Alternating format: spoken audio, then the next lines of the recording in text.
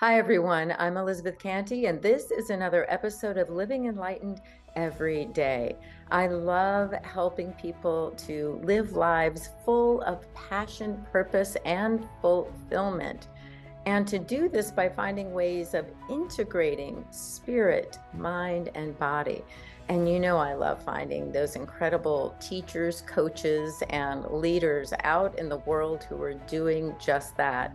And today I have with me Dr. John Demartini, an internationally published author, a global educator, and the founder of the Demartini Method. You may have heard of him as one of the featured leaders in the movie and the book, The Secret. Yep, he's an OG in the law of attraction and on the path of self-realization. He has helped so many for so many years with his incredible workshops, classes, courses, and free material, and so many books that I can't even count. We'll let him tell us how many books he has. He has helped so many to love their life and live their passion. So stay tuned.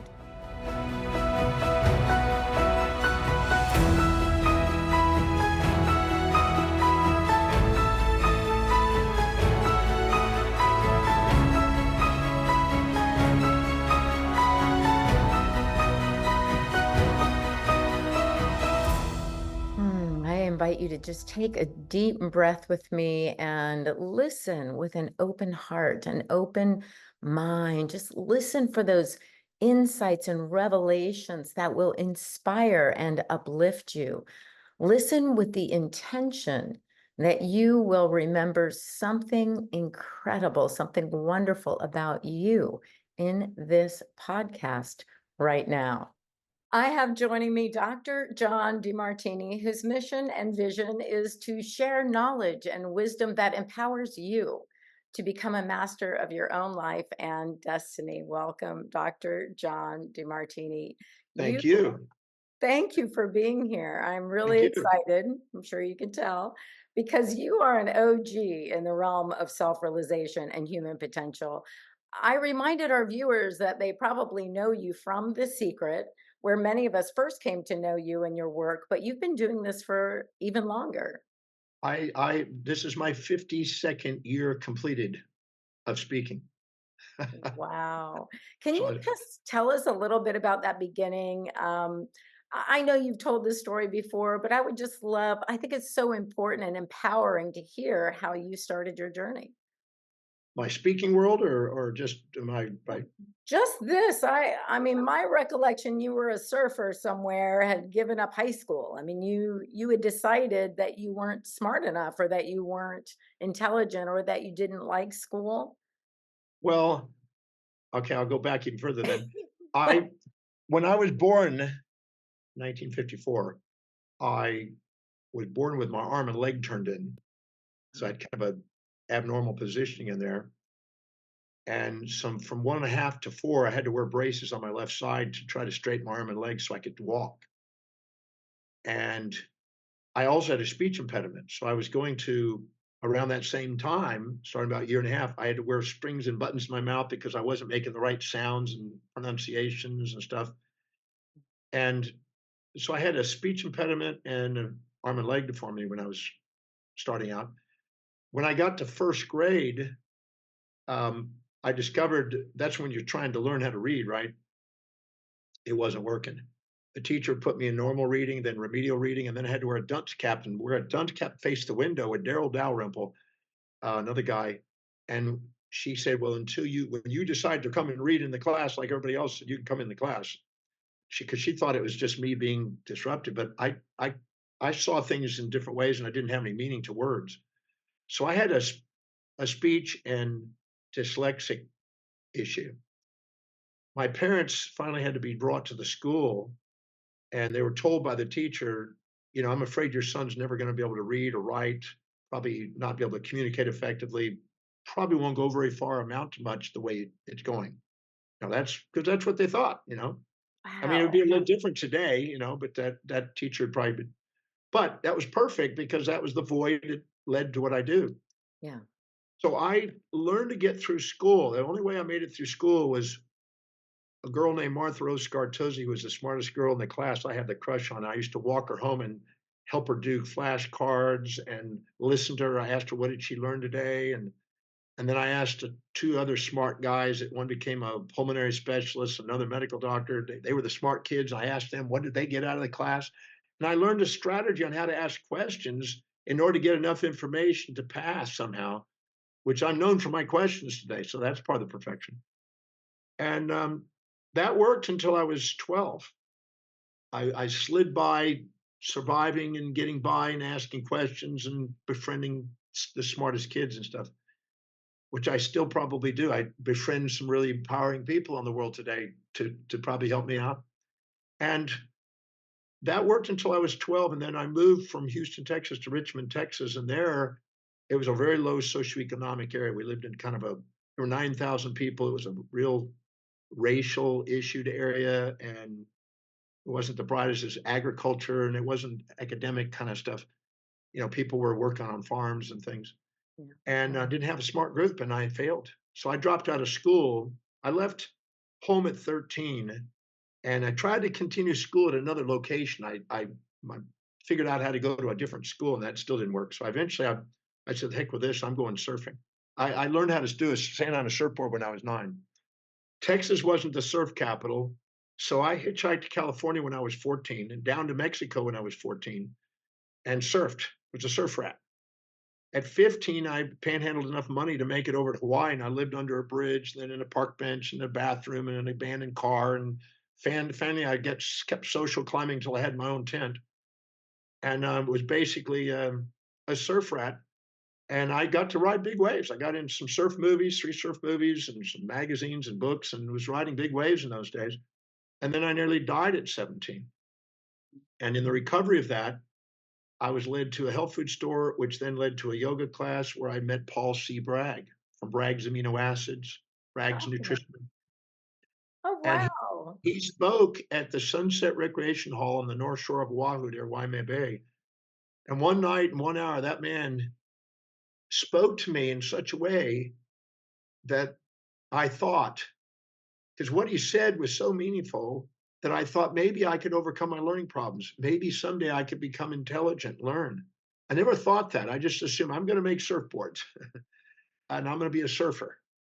But that night I thought maybe I could do it. With what I learned from him, maybe I could overcome this thing and figure out how to be, intelligent. In those days when you're a teenager, you think of intelligent people as teachers. So I said, I want to become a teacher. I want to travel the world because I love traveling, and I want to become intelligent. So that was the starting point. And that was 52 years ago. Wow. Well, 1972. So that's what, no, well, 1972, 52 years. Yeah. So I started on my journey. I went to a little health food store. I picked up a book. I tried to read it. It was Chico's Organic Gardening and You. And it's a picture of a bunch of gardens. And I just mainly pictures with some little captions. And I tried to read the words. I got a dictionary. I tried to learn how to word the words.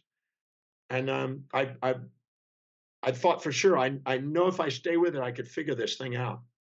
I eventually left Hawaii. I flew back to California, hitchhiked back to Texas, took a GED, high school equivalency thing, and I guessed. And Paul Bragg told me this. I told him I had a learning problem and a speech problem. And he said, say this thing to yourself every single day. I am a genius and I apply my wisdom, which is like the farthest thing from you can imagine. And Wow. I started saying that every day. I've never missed a day in 52 years saying it. I've said it every single day. And I think a genius is one who listens to their inner voice and their inner vision and obeys it and doesn't let the world on the outside interfere with the world dream on the inside. And I passed that test by guessing, purely by guessing. And I thought, man, I have me a high school equivalency. I took this test for high school. I passed. It was purely a guess, but I passed. And I thought, well, I've got me a high school degree. That could get me a job now. And then my parents suggested I try to do college. And I tried to go to a college after that, a junior college. And I thought I was going to guess and passed. My first grade that I got was a 27 Mm, out of 72. I had to have 72 to pass. right. When I got a 27, I was devastated. And I thought this whole thing is delusion. And all I could hear is my first grade teacher in my head, never read, never write, never communicate, da, da, da. And I was crying on the way home from school. And my mom saw me on the floor in the living room crying. And she said, "What happened, son?" I said, "Well, I blew the test. I guess I don't have what it takes." And I recited what the first grade teacher said. And my mom sat there and listened. And then she put her hand on my shoulder and she said, uh, "Whether you become a great teacher and philosopher and healer like you dream and travel the world, whether you go back to ride big waves in Hawaii like you've done, or return to the streets and panhandle what you've done, I just want to let you know your father and I are going to love you no matter what." And when she Mhm. said that, my hand went into a fist. I looked up and I saw this dream, this vision that I saw the night I met Paul Bragg of me standing in front of people speaking, some dissociative identity disorder or something. And and I have that painted. I've got a picture of that painting. I can show it to you. That's been painted now. And I said to myself, I'm going to master this thing called reading, studying, and learning. I'm going to master this thing called teaching, healing, and philosophy. I'm going to do whatever it takes, travel whatever distance, pay whatever price to give my service of love across the planet. I'm not going to let any human being, not even myself, stop me now. I hugged my mom. I went in the room. I got a Funk and Wagnall's dictionary because if you bought $20 worth of food at Kroger, you got a dictionary. I got the dictionary, and I memorized 30 words a day, every single day, new additional words. I recited them 20 times. I wrote them 20 times. I put them in a sentence 20 times, 30 words a day. I grew my vocabulary. My mom would test me before I would go to bed at night so I could make sure I knew those words. And I grew my vocabulary 20,000 words in 2 years. And I went from the bottom of the class to the top of the class. And Wow. and I've never stopped reading since. And right there, still while I was 18 years old, I had a 375-pound Afro-American woman ask me to teach her yoga. That was my first student. Then I had a young Persian guy ask me to teach him meditation because I learned meditation and yoga at that class with Paul Bragg, and I was Uh-huh. doing it. And so everybody around me, I was a weirdo because nobody in this little small country town was doing that stuff, you know. And I had long hair and a beard. I looked kind of strange. And so my first student was a 375-pound woman asked me to do a yoga. She could never bend over and touch the ground, but the point, like she still wanted it. And anybody asking me to help them was like a dream come true because I want to be a teacher. Right. And a Persian guy, and then 17 people got around a table and asked me to tutor them on math because I was studying math. And then that grew. When I went to the University of Houston, I had 100, 125, 150, sometimes 400 people a day under the trees gathered around, and I started to teach every single day. When I went to professional school, I started teaching every single night. Every night I taught classes, and that spread into the city. By the time I was late 20s, I was now going across states. By the time I was 30, I was in different countries, and I'm now 160 countries I've gotten to speak in and teach in. Well, that is amazing, and I have to point out to our viewers because there was so much in there, and one of the things I love to talk about because people tell these stories, and I know it's quick, I know it's brief because you've told this story before, and people can look that up, and that's wonderful. I hope they find out much more about you. And there's this idea that you've had these pivotal moments that were crushing, and yet there was something else there that was uplifting. So it's not, a story of all these wonderful things happened, and it's not a story of all these terrible things happened. It's how we flow in life and how we turn that flow into our dream life. You were devastated and then you were uplifted by your mom just saying, "Hey, we just love you. You're okay. You're Well, right where you love are." does have a love is transformative. It is. She had gratitude. She had love. She was certain. She was present. She was inspiring. She was enthused about my potential at that moment. And those are six, transcendental states that really do transform people's lives if you get around them.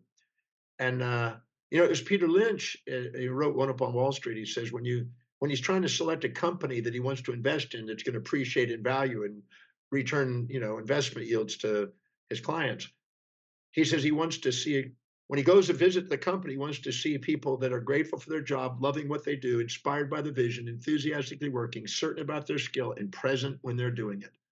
Mhm. And that was what my mom did. And that is a very powerful force in people's lives. And you're right. Whenever there's a crisis, there is a blessing. There's another side. And we may choose not to see it at the time, but it's there. And I guess my drive and dream to overcome my learning problems and to be able to be intelligent someday was strong enough to turn the crises into blessings and to think the things that I thought was in the way to on the way. And it's not any special gift. We all have it. It's just Yeah. a matter of just asking a new set of questions and looking at life from a different perspective. You know, if we, the quality of our life is based on the quality of the questions we ask. If we ask questions, how specifically is whatever's happening helping us get our goal? Um, we come up with an answer if we look and we hold ourselves accountable. We just don't always do that. We just want to run our story and be victim of history instead of master of destiny. Being a victim and being a master of destiny, it's what you do. It's what a lot of us first heard about in The Secret. I was studying with Reverend Michael Beckwith since like 1990. So when he was on The Secret, that was quite a big deal. We'd been studying that for a long time. I became a practitioner in 1996 or something like that. And just that realization that we aren't victims of this thing called life is huge. And if we get that on any level, our life can just be transformed. It's not the same life we're living when we understand even a little bit of that concept. That's And it. what you and many others presented at The Secret was that beautiful idea that became sort of, now everybody can talk about it, but there were some things missing. What was missing in The Secret, in Well, your opinion, of course? originally, um, The Secret, believe it or not, was going to be a 2-hour primetime television special on Channel 9 in Melbourne, Australia. I had heard that. And Rhonda approached me and asked if I would be participating in that. Bob Proctor was in there. I think Jack Canfield. There were only six people on the original one that was going to come out. Oh, And the Commonwealth Games bought out the time slot that was going to, they were going to do it. They paid more money and grabbed the slot away from her to launch that. Now, the magnificence of that is she had filmed 30 people and she was going to do follow ups. oh, And then what happens when that thing got bought out? She was in Paris at the moment because when she had to make this decision, what do we do? We got to go to Plan B. So what she did is she re-edited it, kind of watered it down a bit, edited it down, took out some of the more practical, and put it more for mass market, and put on Vivita's DVD, and then created this incredible marketing machine. It was brilliant to make it look like everybody's in the world's grabbing this thing. It was a great little marketing thing they did, and it spread virally. Now, if that hadn't happened, The Secret would not have been The Secret. It would right. have been it would have been a primetime thing that maybe 500,000 people might have seen or whatever, and probably would never have had any major traction. But that opened the doorway. Of course, now when it watered it down, almost everybody on The Secret was doing The Secret behind The Secret left out of The Secret programs. Right. They had their ideas about what they would like to put in because that was Rhonda's version Sure. and a summary of parts of the versions that each of us were presenting. But I think that ideally, you want to make sure that you're pursuing objectives that are truly congruent with what your highest values are. So you really have a high probability of pursuing it. And to make sure that you put strategies in place that are action oriented to make sure you get the outcome. So you increase those probabilities. So that would be the things I would put emphasis on. I'm not against any of the parts of The Secret because I think visualizing it and affirming it, all those help. But I Yes. do believe that more emphasis on prioritizing what you're going after and not fantasies. Because I used to have people come up to me and said, Dr. Demartini, what am I doing wrong? Every single day I go out to my mailbox and I still don't get $1 million check. And I said, have you considered working and doing a project that serves people so you increase the probability of having an income? That usually helps. People had fantasies, and I think Right. those are ungrounded. And Yes. but if you pursue something that serves in a sustainable, fair exchange manner with other people and really meets a need, people are willing to remunerate you for it. And you're able to, create a sustainable, incrementally momentum building project that can make a contribution. And you're now fulfilled making a difference. And then the people are fulfilled receiving what service you're providing. And it's nothing, not rocket science. But when people pursue that, then they gain traction and then they get fulfillment. Absolutely. And you mentioned briefly values. How important are discovering our values? Every decision you make, every perception you make, every action you take are value driven. Mm. So So pretty important. they're the I ask myself, I've been studying values 46 years. I was 23 when I did it. It's almost 47 years. And I remember asking, why do some people walk their talk, some people live their life? Why are some people doing what they say and others not? And I'm certain, I mean, I've done this a long time now, how congruent you are with the hierarchy of your values, the highest values will determine that. I have a very high value on teaching. My highest value is teaching. My second highest value is learning and researching, and really about human behavior and self mastery. So I spontaneously do it. You don't need to motivate me to do it. I never need a motivation or reminding or incentives to do that, right? I love doing it. I just do it. Now, pretty well anything else, you might have to motivate me. I haven't cooked since I was 24. I haven't driven a car in 34 and a half years. I don't do anything else. I learned a long time ago, when you fill your day with highest priority actions, your self-worth goes up and your achievements and expansion of space and time horizons grow. The second you try to do low priority things, you devalue yourself. Mm. So I learned a long time ago, age 27, delegate everything except what you're inspired to do. And find people who are inspired to do that, so you never have to micromanage them. They take care of it for you, so you can concentrate and focus on what you're here to fulfill. Because your highest value, your ontological identity revolves around, your teleological purpose revolves around, your epistemological area of expertise revolves around it. That is the core of who you are. When the Delphic Oracle said, "Who are, know thyself, be thyself, love thyself," they're talking about the highest value. That's it. So finding out what that is, which is why I have it on my website free for people, so they can start the journey of getting clear and to not waste their time on things that aren't high in value. Because if you do, you're going to procrastinate, hesitate, frustrate, self-depreciate, think there's something wrong, blame. You'll get into your amygdala. You'll end up being distracted. You're disciplined, reliable, and focused in your highest value. You're procrastinate, hesitate, frustrate in lower values. So why waste your time on anything other than what's most meaningful? Well, I love that, and I love that it's free on your website, and that's drdemartini.com, and that'll flash up on the screen, that'll be in the notes, and I've done that values, test, assessment, Yeah, and value process. Yeah. yeah, I love that. I love it, and I love knowing that for our values change depending on the circumstances in our lives, and but there was something about it. You have these videos along with the questions, and for me, Yes. that was very empowering because, and you do mention this often, is that our values aren't. They're not in this current moment, in this current time, in our current lives, what we think they should be. They are what we are doing, how we are spending our time.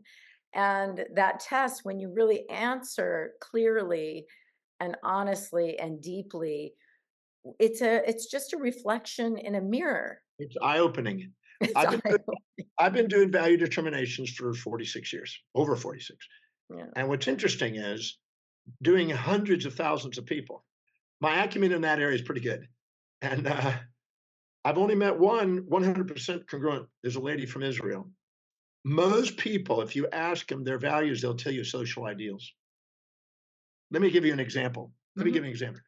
I'm speaking at a success summit with Richard Branson in Johannesburg in 2012, and there's 5,000 or so, maybe more people sitting in the convention center. And I said, "How many of you would love to be financially independent and have your passive income exceed your active income, and work because you love to, not because you have to?" Every hand went up. Some had two hands. Some had their leg in the air. Okay, so some was like a dog and lifting their leg. Okay, now The more they put arms and legs in there, the more they fantasized about it, but Mm. they kept their hands up. I said, now look around the room. It's pretty well 100%. And there was a VIP section in the front, right? Now, they all had hands up. And I said, now, how many of you are financially independent? Where right now, if you didn't ever work again, you would have a passive income exceeding your active income and you'd be able to live the life that you want to live. All the hands went down but seven. 7 out of 5,000 people. Now, these are entrepreneurs, so you would think there'd be a pretty higher percentage. That's what was the fact. And I said, it's interesting because many people say they want to be financially independent. But now I then asked them this question. Take a piece of paper out. You have 60 seconds to take $10 million. I'm handing you $10 million. You now just got $10 million delivered to you. You have 60 seconds to decide the 10 things you're going to do with that money. 60 seconds. You have $10 million. What are you going to do with that money? On your mark, get set, go. I gave him exactly 60 seconds to quickly, what am I going to do with that money if I get that money? I said, now stop, hand it over to the person on your left. All right. Now calculate how much of that money, and I had to instruct him a bit, is now still an asset working for them. Yes. Now, this is going to blow people's mind when they hear this. 20 to 80% of the money in 60 seconds was wiped out on consumables that depreciate in value: clothes, trips, cars, houses, things that do not produce money and are not assets that appreciate in value. And then I explained to them that what you say is not what matters, it's what you live. And your hierarchy of values dictates how you decide, how what you perceive, decide, and act. And so your hierarchy of values is dictating your financial destiny. And right now, what we can see here, how many of you still have $10 million worth of assets?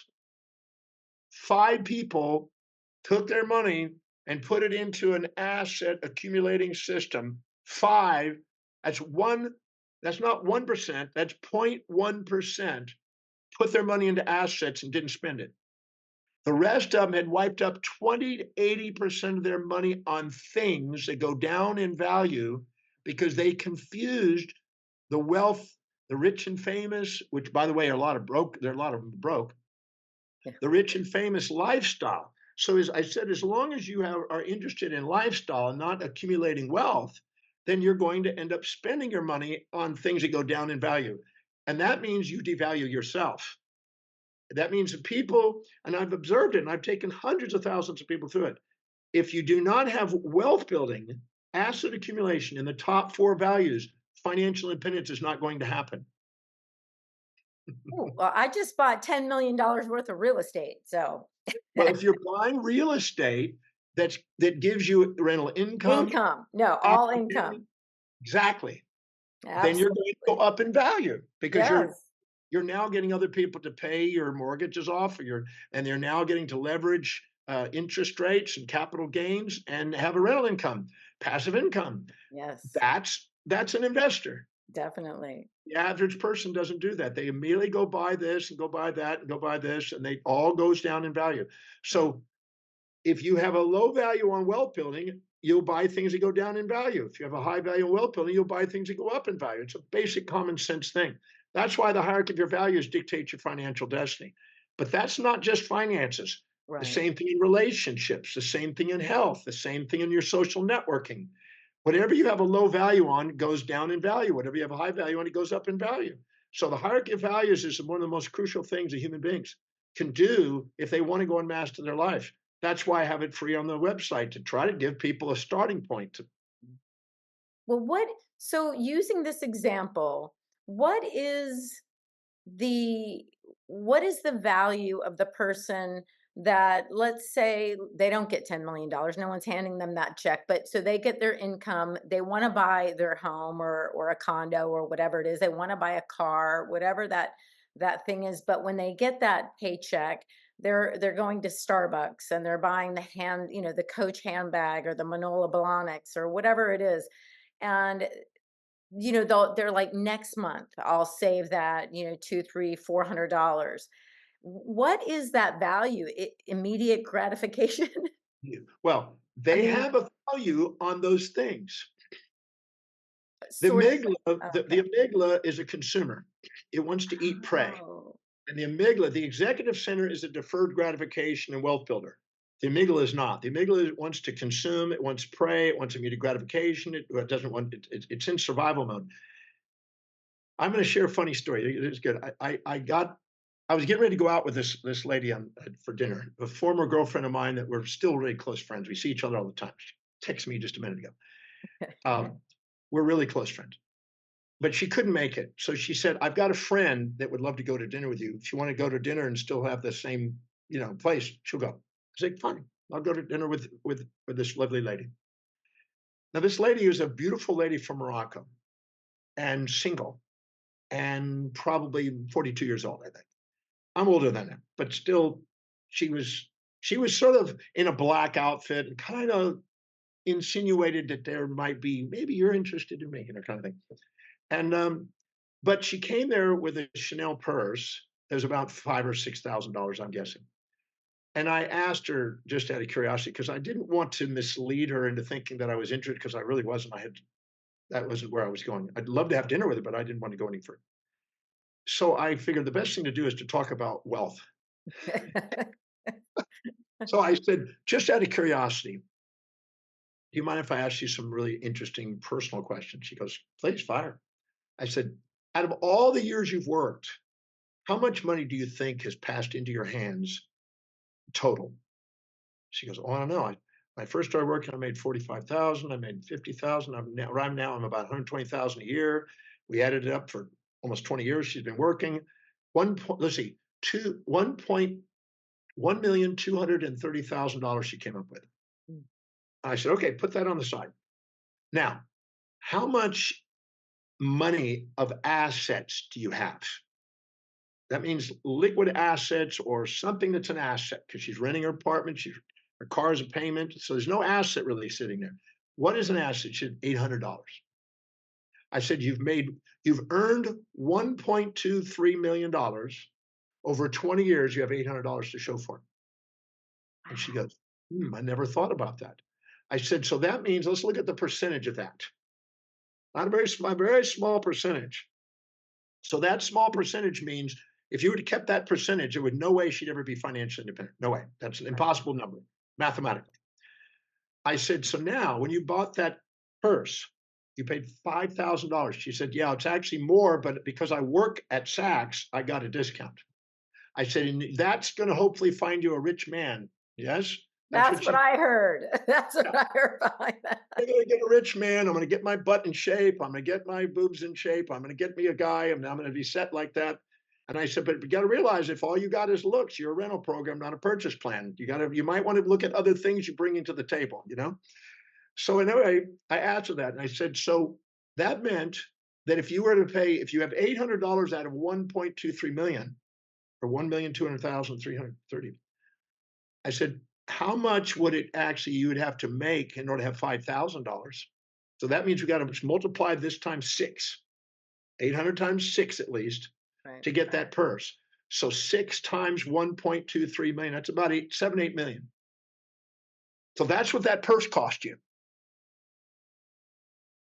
Yeah, and you know what? I had no idea we were going here, but I love that because I think it's so empowering to realize that through these self-realization processes, I'm going to call it knowing yourself, knowing your values, knowing your essence, knowing the truth behind you, which we haven't delved into yet, but it is it is actually empowering us to not live in a fantasy of I'm going to find the rich husband or the rich wife or the rich Right. divorcee or this, that, or the other, Become rich and you'll get them.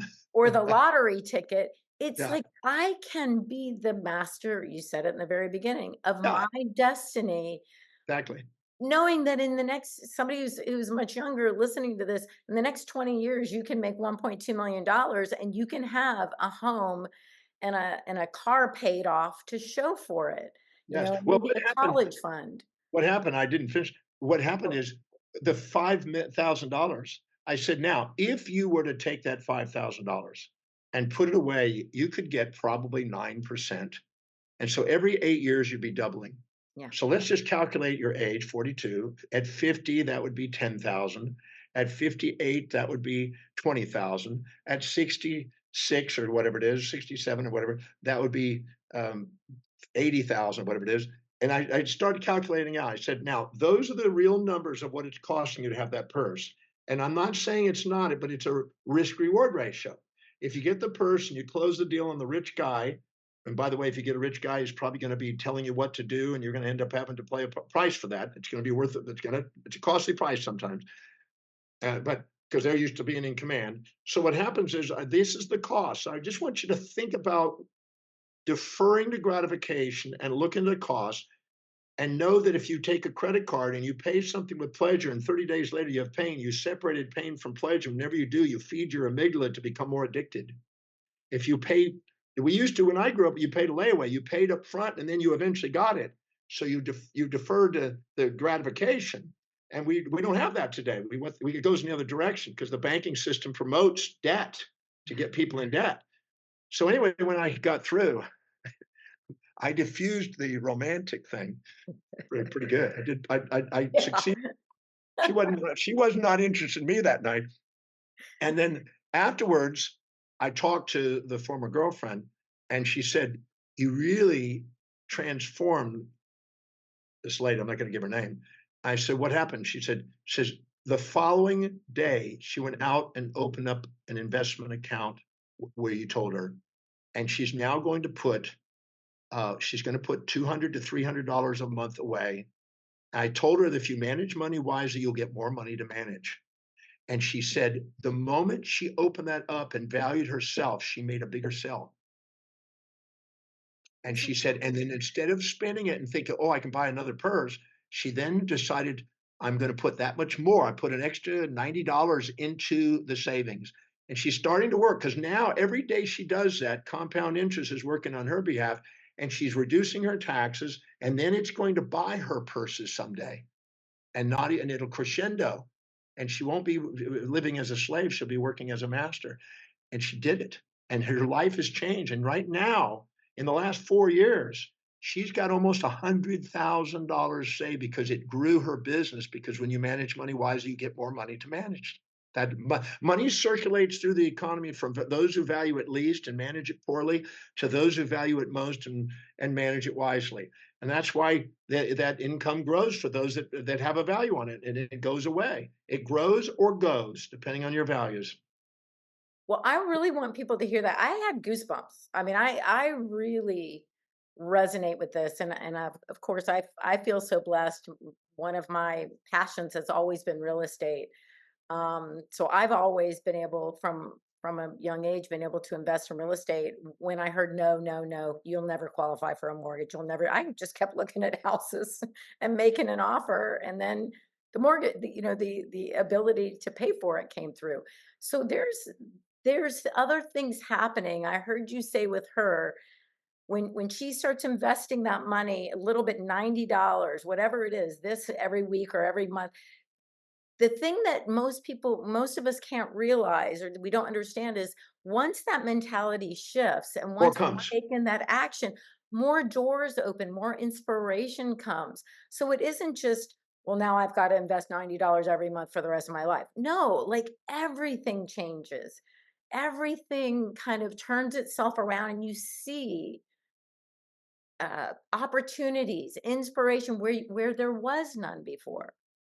And I think Well, that's there's a thing called entropy in physics mhm. and negentropy in physics. Entropy is called death physics, and it represents missing information because it's what we're unconscious of. And negentropy is life physics. It's when we're fully conscious. So when we become fully conscious of that which is highest on our value, we have negentropy and we grow. And that's why we appreciate and value. But if we don't fill our day with high priority actions that inspire us, our day fills up with low priority distractions to create symptoms and frustrations to let us know we're not on priority. The world gives us feedback. Oh, And yeah. all the chaos we have in our life is nothing but a feedback mechanism to guide us back to what's true, what's really meaningful to us. And the world rewards those that they honor who they are. They acknowledge their magnificence and contribute their contribution. So it's basically a value structure. It's a prioritization value structure. I learned that I was 27, that if I do low priority things, I'll devalue myself and so will the world. But if I do high priority things, I will value myself and so will the world. And it's so simple, but we make it complex. It's really that simple. You chose to buy assets. Those are working for you today, and they will Hmm. continue to work the rest of your life, and it will crescendo. If you don't and you buy liabilities, you'll be working for it and it will decrescendo the rest of your life and it goes down. That's why people have to downsize and get their kids to take care of them and things like that economically because they didn't have the foresight. They live by hindsight, not foresight. And Well, let me, immediate gratification instead of deferred gratification. right. So immediate versus deferred.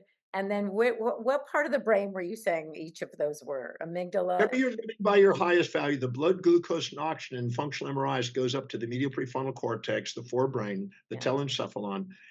And this medial prefrontal cortex has fibers with glutamate and GABA that going down into the amygdala and it calms down and dampens the impulses and instincts that cost people their time, their energy, their money. So they end up having self governance or self mastery and self actualization instead of just reality checks. And so the world, instead of being extrinsically running you, you're intrinsically driven and you build incremental momentum that becomes unstoppable towards the achievement that's most meaningful. And that's the key is prioritizing life. That's why every talk I do, I'm talking about prioritization and setting up, making sure you're living by the highest values. I've seen the impact in 46 years and when people do that. And the highest achieving people, they've learned to do that. I was just working with a guy who's a leader in AI. So one of his companies for billions recently. We were having a lunch there on the ship that I live on. And we were basically sitting there chatting. And he said, I realize that I'm good at this one thing. As Gary Keller calls it, the one thing. Yeah. I'm good at this one thing, and I'm a genius there. And if I stick to that, doors of opportunity just keep flooding open. But if the second I go and try to go outside that and control things that aren't really where it is, my whole creativity shuts down. I get distracted and I get frustrated. And I said, those are all symptoms to guide you back to the main thing and surround yourself with people that love doing and are inspired to do the things that need to be delegated.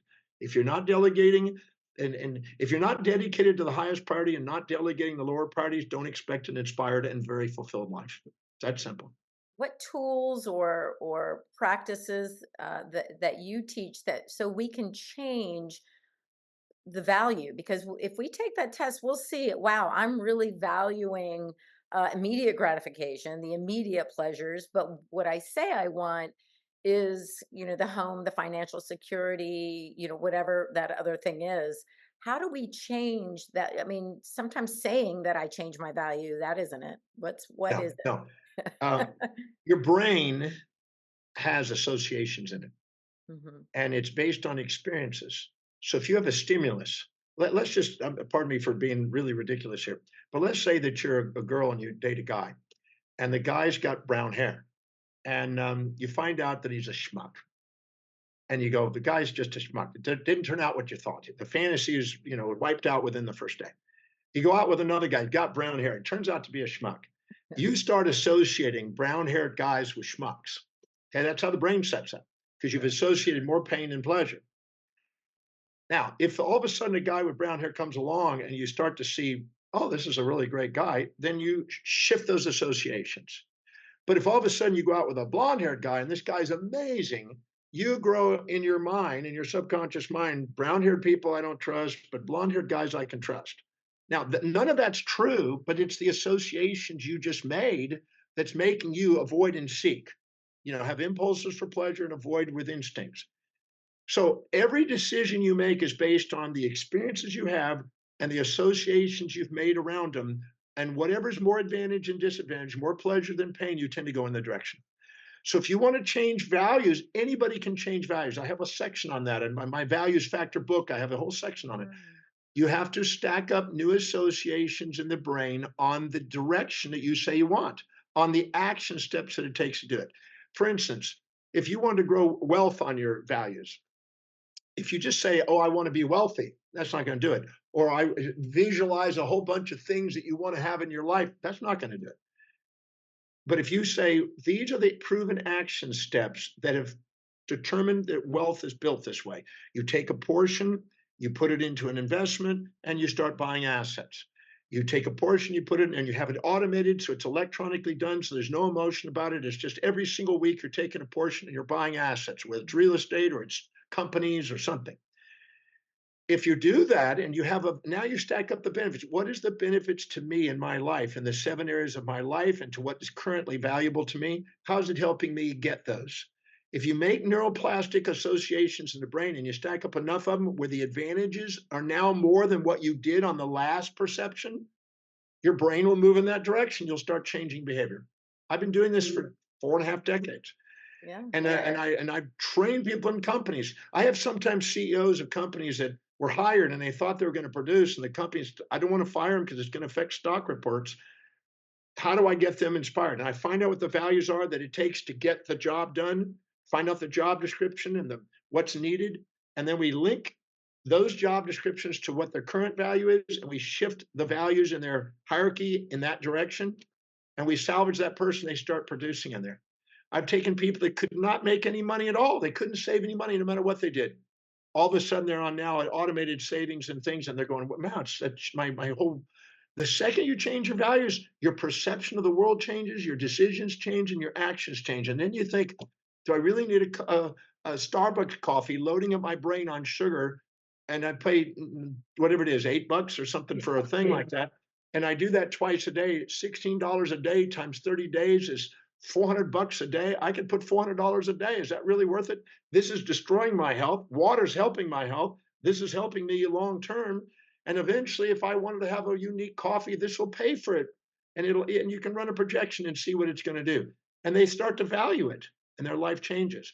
The same thing in relationships. If they've been wounded by a bunch of relationships, they can say, "Oh, I want a soulmate. I want a soulmate. I want a soulmate." But unconsciously, they're afraid of actually getting there because it's going to interfere with their career. It's going to interfere with their life. They're afraid their kids aren't going to appreciate them from the past relationship. And so they're basically saying one thing, but their hierarchy of values is dictating another. You need to be aware of what the values are, and then you have to decide, do I need to set goals that match them and quit living in fantasy? Because anytime you set a goal that's not matching your true highest values, you got a fantasy, or change my values. Either change my values to match what I say I want to do, or change my goals to match what's truly valuable to me. That's where congruency comes. And I call it, integration, that the Integration, integrating. Yeah, exactly. absolutely. Integral. And how much of what you're talking about is subconscious, and can we, through your tools and methods, can we access that? I do talk about awareness, being aware, being the observer, that state of awareness where we watch ourselves. We're like, oh, wow, I just said that. I just did that. I just spent money on that when I thought I wasn't going to do that again.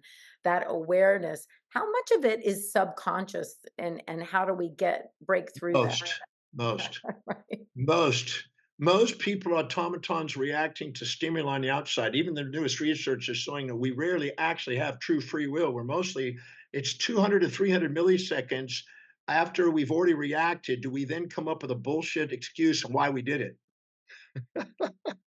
So, what's really is that most of us are automatons reacting to stimuli because the lower amygdala has larger diameter neurons and fires quicker than the executive function.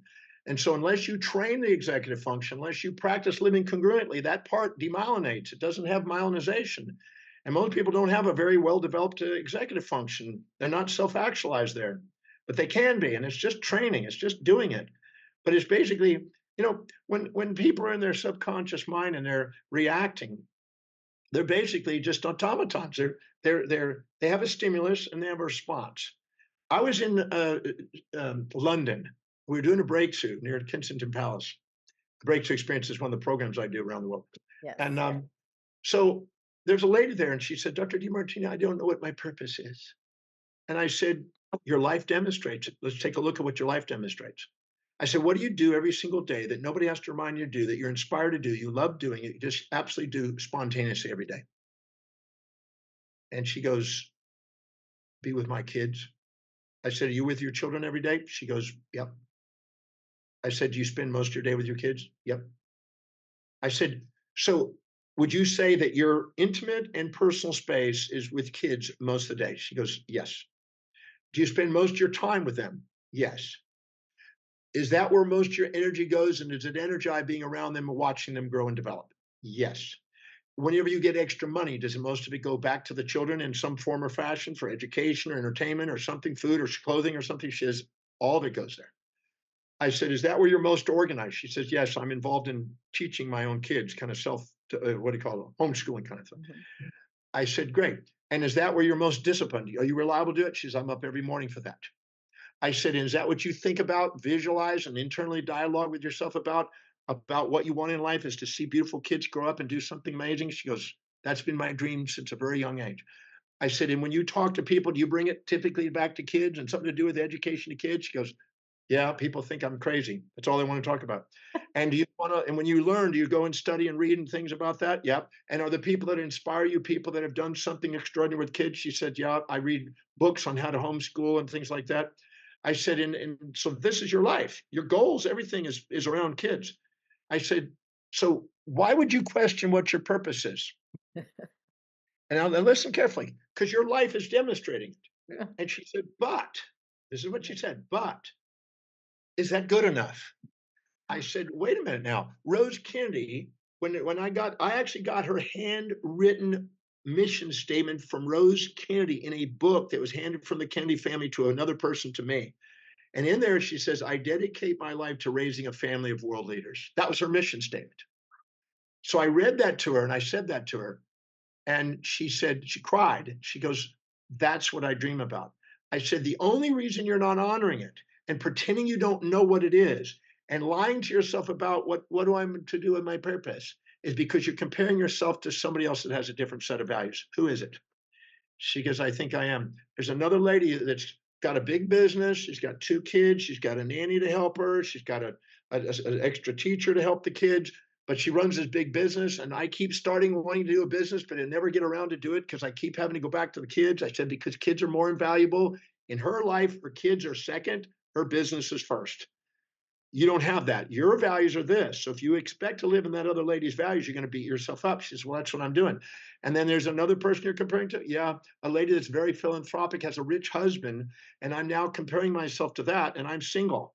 And I said, as long as you're doing that, you're going to basically, live in a fantasy. You're supposed to be somebody you're not. And if you envy somebody else and try to imitate somebody else and be second at being them instead of first at being you, you'll never be grateful for your life. Anyway, she cried. And she said, well, is it good enough to be a mother? And I said, is it good enough to be a mother? The United States and Europe and Japan, these countries need kids. They got a problem right now, an economic problem. The entire economic problem is going to go upside down if we don't have children to be able to, of the next generation. You're contributing to the world by doing that, the ripple effect, and your kids will probably do extraordinary things because of all the focus and attention you're giving them. And she just cried and she came up and hugged me and she says, I know what my purpose is now. I said, you knew the whole time. She said, I know, but I was feeling guilty because it wasn't all these other people's goals. Yeah. That is such a powerful story and a reminder to not compare our values. And sometimes people outside of ourselves will want to judge our values, which Yeah. who cares? I mean, Yeah. if we're standing in our value, it's like, yeah, I get that you don't think being a mom is enough, and what do I care? I, I have I have a lady that's on the ship. She's a fitness guru, right? And she is in the gym before 7 in the morning and in the gym beyond 7 at night. This girl is fitness, fitness, fitness, fitness, fitness. So, of course, everybody projects their love onto you through their hierarchy of values. So she comes up to me and she says, oh, Dr. Demartini, I haven't seen you in the gym. You need to be working out. You need to be in there like this. You need to be doing that. You should be doing this. You ought to be doing that. All these imperative languages, got to, have to, must, should, ought to, supposed to, these things. And so I smile and I said, according to who? It says, well, according to me. I said, so what you're saying is that I would be wise to live in your values, and then I would end up like it. And then she goes, oh, that's a good point. And I said, okay, I'm going to do the same thing you just did with me. I'm going to project my values on you. You should be in the library. You need to be reading more. You need to be going to personal development programs. You need to be attending this. You need to be doing that. And she started laughing and she said, is that what I sound like? I said, yeah. But everybody shows their love and their caring gestures by doing what they think is valuable. And when they see you not doing what they think is valuable, they're going to probably say you ought to be doing this. And if they see you doing something that's interfering with what they value, they're going to probably be upset about it. And that's how life is. But if you let the world on the outside dictate the calling on the inside, you'll be scattered with chronic fatigue syndrome. You won't be inspired by what it is that you feel called and be in the flow. So you have to be willing to not compare yourself to other people, but compare your daily actions to your own highest values and see how congruent and integral you are. I just heard too somewhere in there. I just had this vision of the thread and the tapestry, and if we're all living by our value and our purpose, which can change. I mean, that idea of value being a mom when my son's grown, my values shift and change, and my focus They and all will, things. because you're going to be with the kids long enough to where you want them to change. And but that being that we're all honoring ourselves makes that beautiful tapestry. If we're all thinking we have to be like them or like that or do that, that's just misery. Well, we all want to make a difference, but how are you going to make a difference if you're fitting in and not standing out? And Mm, the art is respecting humanity by caring enough about yourself to live according to your highest values, but doing it in a way that fulfills other people's highest values. When you find that niche, you found the gold. You found the key to fulfilling life, helping other people get what they want through doing what you want.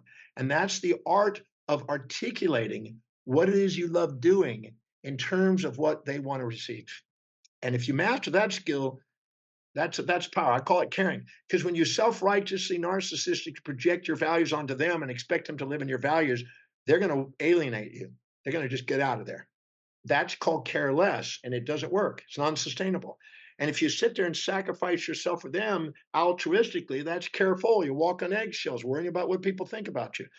But if you have caring, which keeps the rings on the finger, that's when you communicate what you value in terms of what other people value, and that's where you have sustainable fair exchange. And every symptom in our life, every symptom in our business, every symptom in our world is a feedback to guide us to that state of authenticity, equanimity, sustainable fair exchange, and a feeling of caring contribution to people. That's called loving of humanity, philanthropy. beautiful. That's so beautifully stated and powerful. And I know that really kind of sums up everything that you do. You are promoting and helping others to be fully and completely themselves, to be that thread in the tapestry of this beautiful life that we are meant to be living. I really, that Yes. we're meant to be living. And I think the tapestry is a great thing. I call it the matrix or tapestry. I think it's a Mm, great word because everybody is participating in everybody else's magnificence. yeah. And knowing how to ask the questions, pure reflective awareness is what real intimacy is. Whatever, when we resent somebody and we want to avoid them, it's because they're reminding us of what we've done that we're ashamed of and dissociated from, and putting a proud persona over it to cover up that. And we're trying to avoid them, but the more we try to run away from them, the more we run into them, because we need them to help us learn to love that part we've unloved. And the second we love that, we appreciate them as our teacher, and we take the pride and we bring ourselves back up out of shame, and we're back in equanimity, and we love them. So reflective awareness and asking questions at whatever we see in others, where do we do the same inside ourselves? And if we think it's negative, where is the upsides? And if we think it's positive, where are the downsides? And bring them into equanimity and equity. Then all of a sudden, the real full potential and actualization of sustainable fair exchange manifests on the planet for us. That's the matrix. That's the tapestry. Oh, that's powerful. That's it. Well, tell us. Two things came up for me. One, I definitely want to know about your Demartini method and the breakthrough experiences. I want you to tell us about that. But while we're on this other subject, just for a minute, something that you had said somewhere. I don't know if it was in a book or what it was, but I had written. We talked a lot about this financial and the idea of a financial fantasy and then what we're actually doing. And of course, we do this with relationship too. And I had written what I wanted in a relationship. And the first thing that I did was made sure after I did this, this beautiful, statement of my how I see this partner in my life. And I first made sure that I was that. Like I am, these are my values. These are reflective of what who I am, who I'm being, and all those things. And then you said something about the opposites, what you just mentioned there. And we did talk a little bit about that in finances, but it seems to be just in this moment a little more obvious in relationship where you say, I want something who's loving and kind. And then it's like, well, that's a fantasy. Somebody who's just walking around. That's a cartoon character in a children's book, Yep. that's not a reality. And so then it's like the opposite of that is he is sometimes withdrawn and unkind. And so Yes. going through that list, I went through that list. And as I said, for me, what was really empowering is the first thing I went through was that I am that the wonderful qualities. And now I get to see I am those opposite Also, qualities. That's right. exactly. And See, really honoring myself and honoring for the whole, yeah, for the this whole. would-be partner, recognizing that I don't want a cartoon character in a children's book, No, that that's a childish, immature fantasy pursuit. That's the amygdala. The amygdala wants a pleasure without a pain. The oh, executive center embraces pain and pleasure in the pursuit of a purpose. There's a difference. It's yes. meaningful. We have meaning. That's what makes us different than the animals and from the people that don't have executive functions yet. If I go up to a girl, I did this in the breakthrough. I taught the breakthrough experience this weekend. Oh, And then there was a lady in the front. I always pick on some guinea pig. I call him a guinea pig. And I said, I'm going to pick you as my guinea pig. And there's a pretty girl in the front. I said, if I was to walk up to you and I didn't know you, and I said to you, you're always nice, never mean, always kind, never cruel, always peaceful, never wrathful, always positive, never negative, always generous, never stingy, always giving, never taking, always considerate, never inconsiderate. Would that be true? And she looked at me and goes, and you could see her processing all the times and she's been, real bitchy and grappy and this and that. And she goes, no. And I said, if I was to come up to you and I said, well, you're always mean, you're never nice, you're always cruel, you're never kind, you're always the opposite. She go, no. I said, but if I came up to you and said, sometimes you're nice, sometimes you're mean, sometimes you're kind, sometimes you're cruel, sometimes you're positive, sometimes you're negative, sometimes you're peaceful, sometimes you're wrathful, would you believe me then? She said, I would believe in you. That I believe. We only have certainty when we honor both sides of ourselves. yeah, We will never have certainty living in the fantasy or nightmare of the light and shadow, supposed light and shadow, which the light in the shadow and the light really are just misnomers. right. But the reality is that we're both. I have a set of values. I tell people I'm not a nice person. I'm not a mean person. I'm an individual with a set of values. And if you support my values, I'm nice as a pussycat. If you challenge my values, I'm mean as a tiger. I can scratch your eyeballs out or I can pet you either way. And if you communicate with me in a way where I'm getting my values met, I'm probably going to be nice. You challenge it, I'm probably going to be mean. If you have an expectation that I'm going to be one sided, I'm going to let you down. And I didn't betray you. You betrayed you by having a false expectation on another human being to be one sided. You had an expectation I'm supposed to live in your values, which I can't.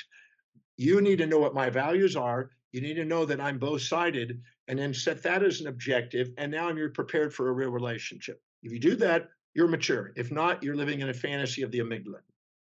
Yes. And then true intimacy, I Is think it's that. the ownership of that. Yeah. See, if you go in there and identify everything you like and dislike about them and find out where you do it and then neutralize them, you will have tears of gratitude and feel presence with them and true intimacy. Most people think that, sex is the intimacy. Some sex can be. Yeah. Some sex can be absolutely transcendent. Others just, the animal behavior, you know, you know, the Canadian mounting reflex. But I call it that. But the reality is that's not what intimacy. Intimacy is pure reflective awareness, where whatever you see in others, you have within you, and you honor it within you. Honor the divine in them, you honor the divine in you simultaneously. That's real intimacy, and that's something I can show people how to experience. And they do it every weekend in the breakthrough experience. I give them an experience, and they go, "Now that's what intimacy is." and they're speechless. There's tears of gratitude. There are gamma synchronicities firing off in the brain. The alpha theta rhythms are triggering these gamma synchronicities because they're no longer judging them or themselves in that moment, and they're present. There's a spaceless mind, timeless mind, ageless body kind of state. Mm. You're now present, and that is available for people. Is they going to stay that way? No, you're going to be bombarded by the next delusion, but you're going to then you can return it back to that state and grow some more. Yes, yes. So that's part of your experience, which I just That's wanted part to of what I touch teach on every here. week. Every week Yeah, I've taught that program 1,217 times. I thought it'd be more. Yeah, I'm a nutcase when it comes to metrics. I try to, look at what we actually do instead of living in a fantasy of what it is. What am I actually accomplishing? How many people am I actually serving? What's the response? What's there for, to look at what we're actually doing and what people are actually achieving as a result of that. I'm interested in that. Otherwise, I'm just living in my own delusion. Well, I think what you're doing is affecting so many people in the world in such a positive way. And I know you have a lot of books. We haven't touched on any of that. I do invite people to go to your website, which I mentioned, drdemartini.com, and there's all your books, all your classes, your webinars. Even as you travel around the world, you do some live and you do some online. That's exciting. Yeah. Well, it looks like there's a movement back on live ones again. Yeah. For about 3 years there was a lot of onlines, but we just had a meeting right before I got on here. That's one of the reasons, and to try to scheduling live ones again because we there's some people that want live programs. I was just in Tokyo the other day. We had about 200 people at a breakthrough there, and fantastic gathering and group of people, magnificent there. So we do that in different countries around the world, constantly doing it. I love that. I love that there's an energy that most of us have come because of COVID have come to understand and appreciate through Zoom, through podcasting, through all of these online type of events and situations. And I love that we have learned to be able to see each other that way and to feel an energy. I don't know that people really understand that there is such a beautiful energy. And some of that is because I set an intention to be, out of time and space, that we are all connected regardless of where we are in the world, but also this wonderful connection through Zoom or through the media. But there's something to being together in a room with the energy, the sound, the vibration is palpable as well, just a completely different way. And I love both of them. I love Well, to meet with I'm people. I'm an Italian. I'm Italian. If I have my hands tied, I don't speak very well. So I've got to move around a bit, as you saw my hands moving around. Right. And so yeah, a live presentation I think does have some energy, but there's also benefits because I've done programs where 60 people from 60 countries are on live, and I can do a breakthrough, and I couldn't do 60 country breakthroughs as easily. So there's benefits online, but I've seen now we've been watching the numbers. There's a little bit drop on the online and a little bit more going on live again. So people want some live, so we're doing more live ones again. I love that. Well, they can find that on your website. That's beautiful. Can you tell us one more time, because I didn't get a chance to write it down. What is the definition of genius that you mentioned before? Well, there's been many definitions that people have come across. Persistence as one, but you're not going to persist unless you're doing something that's highest on your value. I wrote a little book called Genius: Awakening the Genius Within, many years Oh, ago, and in there I did used to do a program, a 1 day program on just activating genius for children, teenagers, all kind of ages. And what's interesting is when you pursue challenges that inspire you, you maximize innovation, creativity, original thinking, and genius. And that highest value is where you're most perseverant. So what Einstein said, it's an expression of perseverance, staying with something long enough until you master something, is true. You'll keep refining and doing it. Paul Nernst, Nobel Prize winner, I was chatting with him, and he was basically spending countless hours trying to solve a problem in genetics, and he finally solved it. So it's the perseverance, and you won't do that unless it's really meaningful to get that answer. So pursuing challenges that inspire you. Challenges are problems in the world that you want to solve. If you mm, don't fill your day with challenges and problems you want to solve. It fills up with challenges and problems you don't want to solve. That's the lesson. You're not going to get rid of problems. You might as well pursue problems you want to tackle and you want to master. And then you don't have the other problems. You just get that problem that you want to solve. So I went after human behavior, anything to do with human behavior, any problem, psychological conditions, grief and pride and depression and so anything to do with psychology, any of those problems, I've been working on solving those for 50 years. And those are the problems I love tackling. So you want to go and find the problems and challenges that inspire you to want to find solutions and to concentrate your energy on it. And innovation, creativity, and genius will emerge because you'll come up with creative ideas by the challenge. It's the challenges that cause innovation, not support. People that support get stagnant in tradition. People that get challenged get innovative. So I was speaking at a UN thing on innovation, and I was talking about how important it was. And when I made them do demonstrations of what happens in their creativity by having a challenge, I gave them a challenge based on their values. I had them do their values. We identified a challenge that matched it, and let them go and solve that. They've got 10 minutes to solve that problem. Go. And it's amazing how many creative ideas, right? Every creative idea to do that. And some of them immediately started to implement that into their life. So it's challenges that inspire you and perseverance towards solving those that create a genius.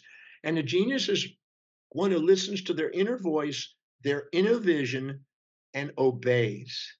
Mm. They trust the world on the inside more than just opinions on the outside.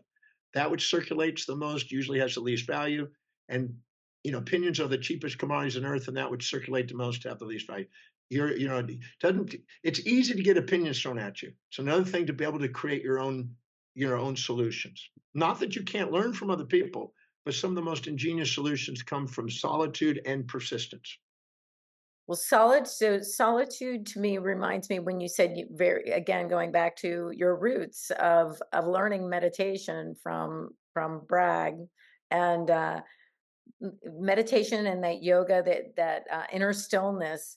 And then just now you talked about the intuition and obeying that inner voice, that inner insight, because how many times do we get an insight that and we wouldn't call it an insight. It's a voice that says go here, do this, open the door, call your mom, whatever it is, but we don't do it, and so we don't know what that leads to. But when we do it, we go, oh, that's the voice. And my mom says she just talked to this person who talked to that person who has this, who has the, the renter for my new property. Like it's you can't make it up. You can't predict it. You just have to do it. Move You for have it. It's to it's obey. it's taking the incremental action.